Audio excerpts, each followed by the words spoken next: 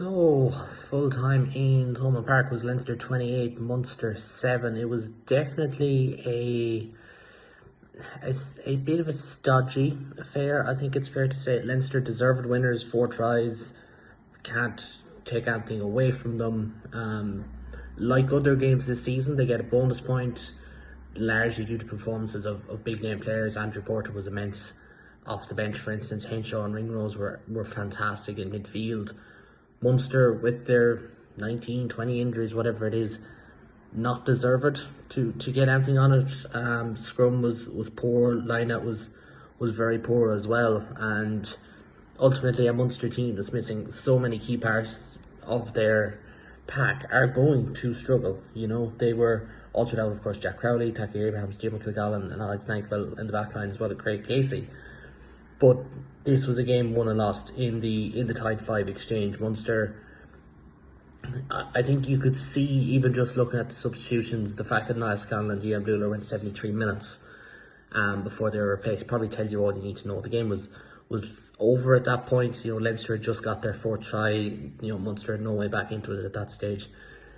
There will be some talk about refereeing decisions, especially after last week with Matt Hansen's comments, but I think Sam Grover-White did a good job here. I think if you're a referee who wants to see Irish teams nullified, you will probably go about it the same way he did, insofar as he was very quick to call no ruck or no ruck formed and made that a lot less of a contest. It didn't suit either team. I think that's why Leinster racked up so many penalties, while Munster were struggling to kind of get a return on investment on the ground. You know, in a team that has jackal threats, that has turnover threats.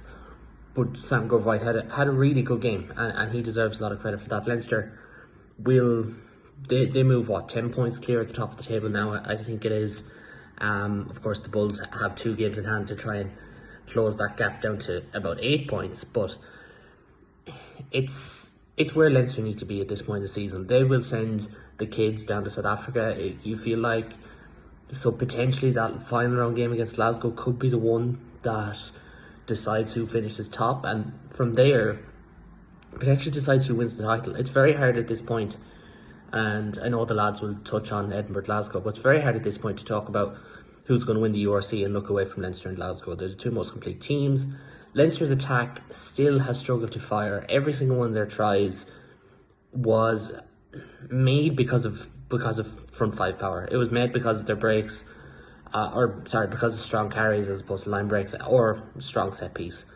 They are defensively focused. That's absolutely fine. That will stand them. I do think they will go on to win the URC this year if it's not Glasgow, but I think it's between 2 of them. But I think Leinster are clear favourites at this point.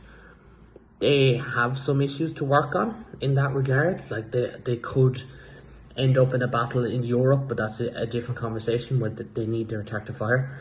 From Munster, it's about getting men back and going from there. You know, like Jeremy Luckman, Kieran Barron missed this game.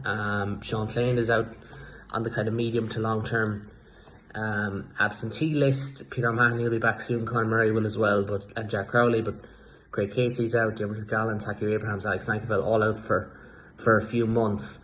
Munster do have the luxury insofar as they have Scarlets, Edinburgh, Dragons, and on that order, especially Dragons first, then Scarlets, then Edinburgh, between now and the end of the Six Nations period. 3 games a Munster will fancy their chances in. 3 games they'd probably have to pick up at least 14 points from. 2 of those games at home, away to the Dragons, at home to the other 2 teams. And with the mosh pit that the mid-table is going to become, it's going to be so important for them to pick up points there, to pick up that kind of differential, to turn one over on a team who's going to be fighting for the same places as you. Like Ulster, who I'll get onto in a minute, I think there's a great opportunity for Munster to still finish top 6. You know, if they get everyone back, there's no reason they can't. But injuries are going to be a key point of the season. Line-out still needs fixing. Peter O'Mahony would help that if he was back in there. But a lot to talk about. In terms of who played well, Josh Van der Fleer was a clear player of the match. Didn't win it, but for me, he was everywhere. He has been the best Irish rugby player since the start of November, and no one's coming close. Thomas Ahern from Munster, really, really good on the flank as well. Was going directly up against Ryan Baird, and that was always going to be a matchup that caught the eye, but I think Ahern, he won that one. I think that's fair to say. Munster's back row did do well all things considered, I think it was a day where both sets of back rows did well, but it was McCarthy and James Ryan. James Ryan also excellent for Leinster, and Andrew Porter, Slimani and Ronan Kelleher, who were all really, really good. I think that's really where Leinster got the job done. And then obviously Ringrose and Henshaw I mentioned earlier, who need no introduction.